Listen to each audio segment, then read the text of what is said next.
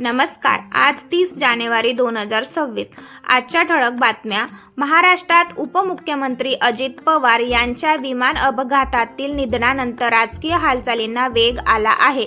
राष्ट्रवादी काँग्रेसचे नेते मुख्यमंत्री देवेंद्र फडणवीस यांची भेट घेत असून उपमुख्यमंत्री पदावर लवकर निर्णय घेण्याची मागणी होत आहे.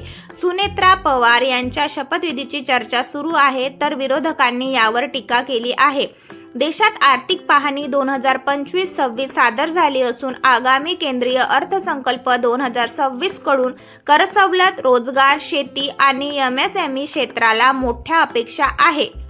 दरम्यान भारतात आज भारत-अरब परराष्ट्र मंत्र्यांची बैठक झाली असून गाझा पुनर्बांधणीत भारताची भूमिका महत्त्वाची मानली जात आहे.